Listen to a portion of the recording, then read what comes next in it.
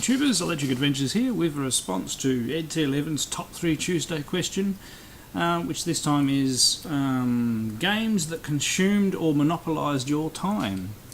Now this is a very interesting question, and I hope you like the response, and it's all PC based because this sort of helps explain why I missed out on a lot of the 16-bit era of gaming because I was distracted elsewhere. Now I'm going to have a runner-up because I couldn't not mention this series. Now I couldn't be bothered finding my number one box, but it is Diablo and Diablo 2. I mean, Diablo 2 was a huge game, played it all the way through and spent a lot of time in it, but it wasn't as time-consuming as the ones that I'm going to put in my top 3. So that's my also mention. So my number 3, now this one I don't have a box.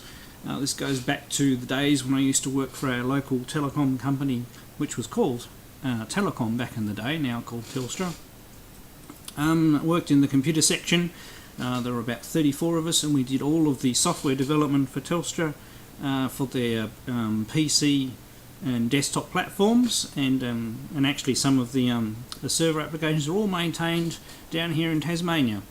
But then when Telstra was reorganised at one stage in the distance past, and actually when it became Telstra rather than Telecom, they decided they would that everything had to move to Melbourne and Sydney.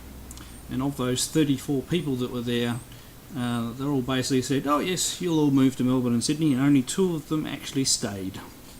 And the laugh is that neither of those moved to Melbourne or Sydney. But all the rest of us were made redundant. But there was a period of, it was at least 4 months, if not 6 months, where pretty much every single computer around the place, everybody was playing one of 2 games. One of those games was Lynx 386 Golf, which I did play. And it is quite a good golf game on the PC. But the other game was Dune 2, the Battle for the Battle for Arrakis, I think the full title of the game is. Now, I've never had a physical, real copy of the game. I have, a pirate copy. I was going to hold up a pirate copy of my original one there, but I've never had a real copy of that game. So I will find a picture of that game and put it up here. It's a game I actually wouldn't mind getting a real copy of one day, but I played that game heaps, and it's what got me into real-time strategy games. So played this game for ages, battled through all 3 races.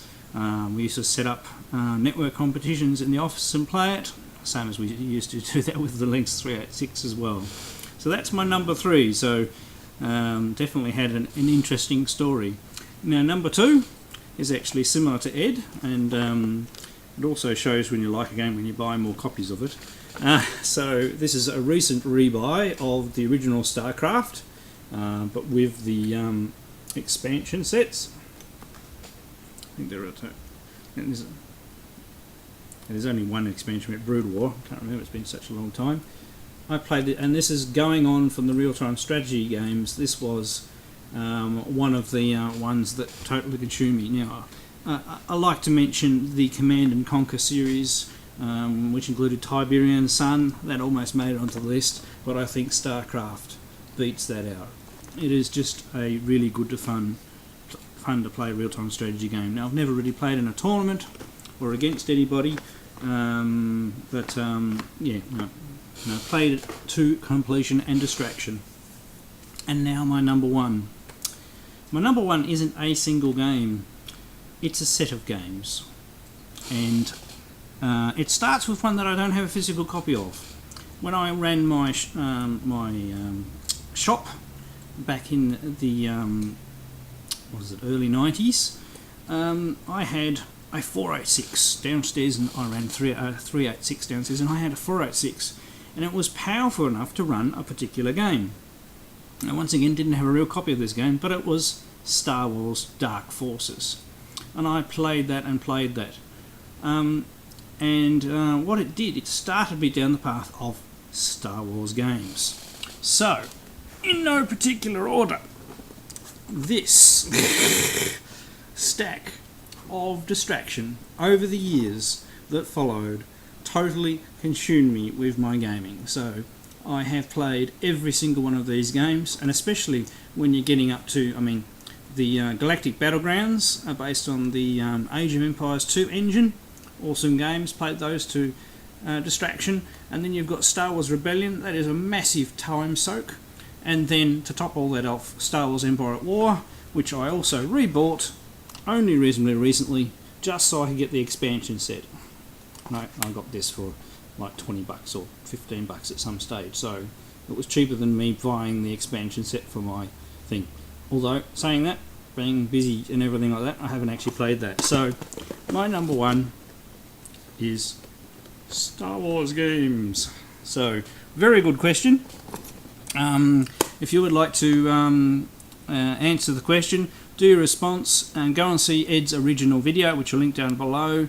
And once you've done your response, you've got to go and link it on Ed's Facebook page, because obviously video responses don't work anymore. So once again, good fun question to answer. And thank you all my subscribers and everybody, and I'll catch you all later.